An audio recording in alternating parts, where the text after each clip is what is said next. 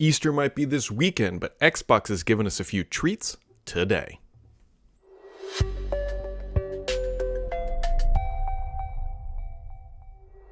Happy Friday, friends, or dare I say Good Friday if you are a Catholic. Easter is this weekend, and so there's going to be lots of delicious egg treats all around everywhere, or whatever else. Whatever you want to call that. A little bit quieter of a week because it is a holiday week in many parts of the world. However, Xbox gave us plenty to talk about. Microsoft's got some things, and Google found itself on the wrong side of the law.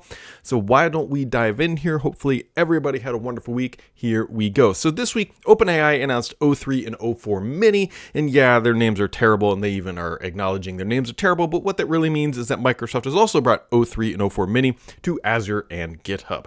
Now, moving on here, Mobile Word, I should say, is doing some interesting things to make voice notes a little bit easier. So now there's a new update for the Word mobile app. And so speaking into these things, now you can imagine there's probably some AI in the background helping you do this, but there's 3 different styles of notes, voice notes that you can now create: email, notes, or a document. And so using your voice, you can now outline these things a little bit more loudly, if you will. But however, it's just a different modal to interact with the Word app, and it's a little bit more organized, a little bit better. I don't know why anybody would be too upset about that.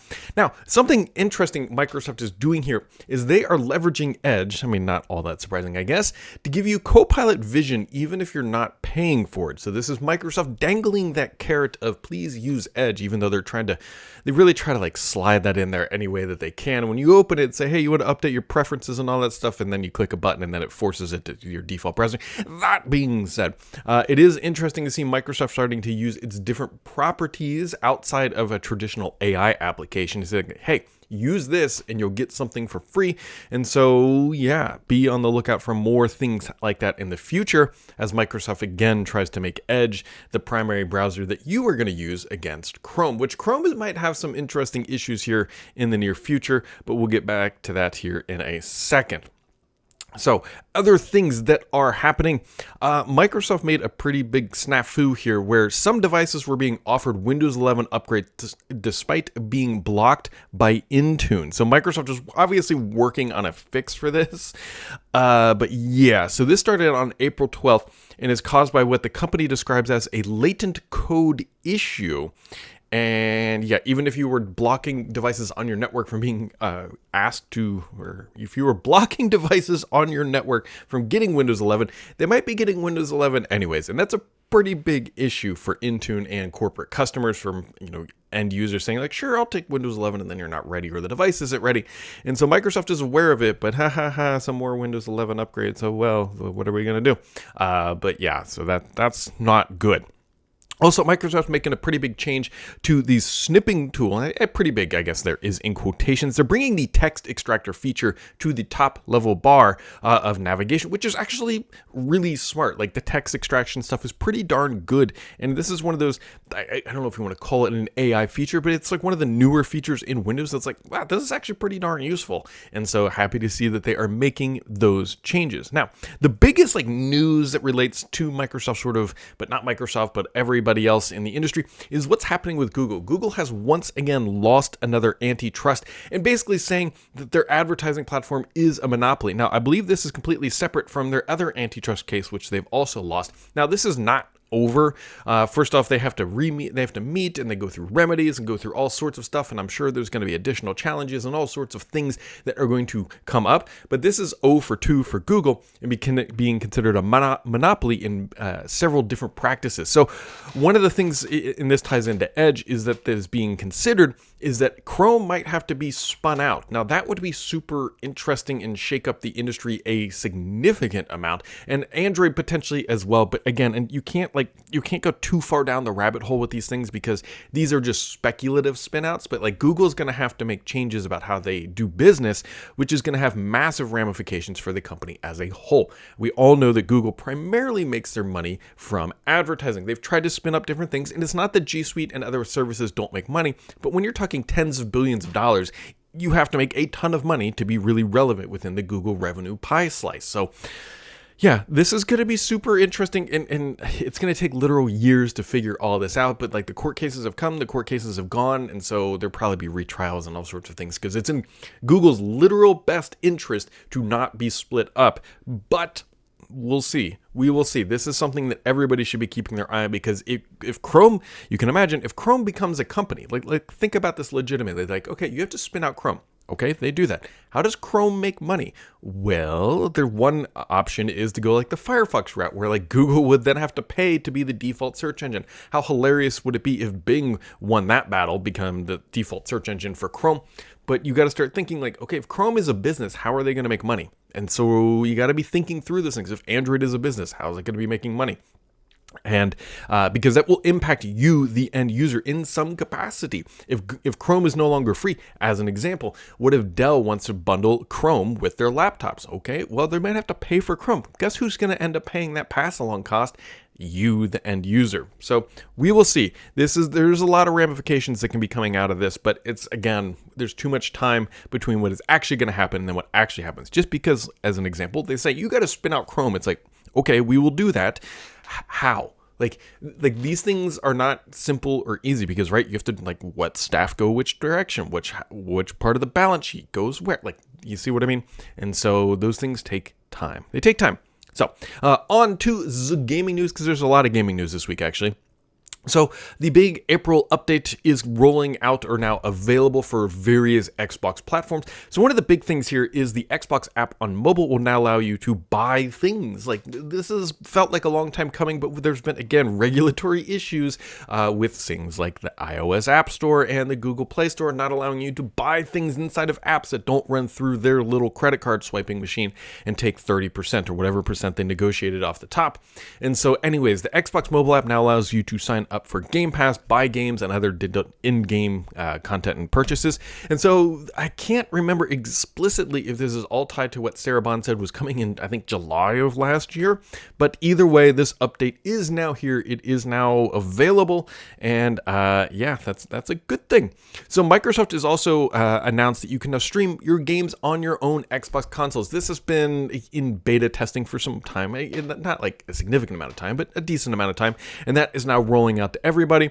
And they've also added over 100 plus games to the stream your own game library with Game Pass Ultimate. Obviously, they're shoving all of this stuff inside of Game Pass Ultimate because they want people to subscribe to Game Pass for one reason or another. Yes, you get all those games, but now being able to stream your games might get more people over that ledge or that hurdle of actually paying for it. I don't particularly have a use for this, but I know that I am there are very legitimate use cases out there at the end of the day. Now, the other big thing that is happening in the world of Xbox is the hype train for Doom is officially underway. This is happening all over the place. Doom is coming here in just a few short weeks, and you can actually play it up to 2 days early. Now, they've done this with Starfield. I feel like they did this with Avowed. So if you're willing to pay an additional $30 dues, you can get the premium upgrade, which gives you 2-day early access to the campaign, DLC, digital art book, soundtrack, the Divinity skin pack, and which includes matching skins for the Doomslayer, Dragon, and other things for $30 dues. So this is one of those, again, those mechanics that Xbox has that even if you're paying for Game Pass, they're trying to extract the greenbacks out of your wallet. It's not unprecedented, right? They've done this before. They will continue to do this again, trying to sell you on these upgrades. But I always sort of wonder when I look at how Xbox launches a game, because, right, they're saying, okay, we're going to launch a game. What marketing package are we going to use? We're going to use the top tier. We're going to use tier 2, tier 3. And this one feels like it's maybe not completely tier 1, but like maybe tier 1.5. The reason I say that, so they've come out with a Series 2 Elite controller, like 2 different styles. And they also have a console wrap, but it does not sound like there's actually a limited edition console, which may be for various tariff reasons. Candidly, I don't know. That they may not have done the whole thing. They are doing the wrap. So if they would have done the limited edition console bundles and all that stuff, that would be like the top enchilada, the top dog, the top enchilada, if you will, for a marketing package for this to go to market experience. However, they are sending out like chocolate skulls, the influencers, and other things of various varieties. So they're going full steam ahead for Doom: The Dark Ages, which I will be playing. This is absolutely one I'm looking forward to. I mean, it's just Doom, right? Like, this is... Here's what I hope. This is what will make it a 10 out of 10 for me. I just want to be able to sit down on my couch, slay some monsters, not have to think, and just run and gun, right? That is the most first-person shooter experience that Doom can deliver, and that is what I hope that it is. And that's like the classic Doom formula. It's not some puzzler. It's not other things. It's just slash and burn and keep run and gun and make big monsters turn into tiny little bloody pieces that go all over the screen. So that is what I'm hoping for. And so again, it looks like Microsoft has a lot of confidence in Doom based on everything that they are doing, which is a good sign. And we will know here in a few short weeks how well this game is going to play. And so, yes. All right, on to my favorite part of the week, questions. Azagul, we'll go with that from the X Sphere, says, Hey Brad, what is going on with the leadership of Windows these days? There's new leadership within Windows, but it feels like nothing has changed. Actually, a pretty decent question, if I must say so myself, because, right, there was leadership change. Obviously, Panos has been gone. How long has Panos been gone? It's been like a couple years now, right? Like, it's been at least over a year. And so we have new leader. Yeah, it's been definitely over a year. We have new leadership. It doesn't feel like anything has changed. Yes, AI things are coming in, but like the cadence of updates, we haven't seen a Windows 12, as an example. We haven't seen any real meaningful changes other than features trickling in or out. But we haven't seen the boat known as Windows change any sort of meaningful direction from what we had historically seen. And so I still hope that they go back to the 1 year update thing, just because it gives Windows an event. You could imagine every August 10th, 12th, I don't know, pick a date in August, they say, this is the Windows event where we're going to announce the features. Actually, they'd have to do it. They should do it at Build. At Build, they should say, these are the features that are coming to Windows this year, and they will arrive by October 15th or something like that. And like, just make it a nice annual cycle so that there's a hype event for Windows. Windows lacks that hype event, right? Because Surface, let's be real, Surface is more of just here's a Surface Pro, here's a Surface laptop, blah, blah, blah, blah, blah. They're not doing those big PR keynotes anymore. They're just going through the motions, if you will. And so Windows doesn't get like this time to be up on the pedestal and say how awesome it is. And so that is one thing that I would like to see. Next question from Sean. Sean says, hey Brad, we haven't seen any price cuts this generation, and PlayStation just announced overseas markets are going to see PlayStation price increases, if I could read correctly. Do you think Xbox will follow suit? I would not be surprised if Xbox did at the end of the day. Xbox has always been very cautious with pricing, obviously, for various reasons, because they are not the leader of the industry in the console space. And so for them to raise pricing is going to create some negative PR, obviously, just like PlayStation has seen. Somebody calling me during the podcast. This potential spam has just called me, so we will end that. That way I don't have to edit this video. That totally threw me off. Anyway, we're doing it live. Oh, that's not really live, I guess. It's post-edit, but whatever. I'm not cutting it out. That's what I'm saying. I'm not cutting it out. Anyways, Xbox would not surprise me to see them follow suit now that PlayStation has broken ground, if you will, on raising prices because of currency fluctuations. Now, PlayStation has done this before. Xbox has done this before. Now, the key to me is like, what are they going to do in the U.S.? Because U.S. has always sort of been the baseline. And obviously, I live there. I live in the United States, so that's most impactful to me and what I see. It wouldn't surprise me to see that pricing in the U.S. go up as well. This has been I was going to say negatron, antimatter. I was trying to think of antimatter, right? So you have like matter and antimatter. Okay, I'm not going to go down the science bent, but like this generation has been like the antimatter to the previous console generations, where prices start here and they go down, and now we've got prices start here and they've only gone up. So it's like the inverse relationship to what we've historically seen. And yikes, that is, I suspect that we'll see more price increases potentially locally going forward. I'm not sure. The PlayStation Pro makes that a little bit harder because they could say like, look, we're just going to get rid of the PlayStation base and the Pro becomes the default. But even that, I don't know. We will see. It's interesting times is a very generic and broad way to describe what is going on in the macro economy at this time. Next question comes from the names are hard to read because it's XZY IG34. We'll go with that. And it's 34 written out. It doesn't matter. Don't try to whatever. It says, what do you think is going to happen with the Microsoft Surface accessory line? Okay. So there is some on this. So Encase, ENCASE, I believe is how you spell them, are now have released or made available their Sculpt keyboards. So these are the previous accessories that Microsoft made that got punted over or bought up by Encase. So it's now designed by Microsoft but sold by Encase. Those are now available. You can start buying a bunch of them, but not all of them are available. But if you mean things like, are we going to see more accessories like this? Yeah, no, almost certainly those are dead, gone, and not happening. The only thing you might see maybe more in the future are things like this, which is like the Surface Pen that came on the Surface Laptop Studio.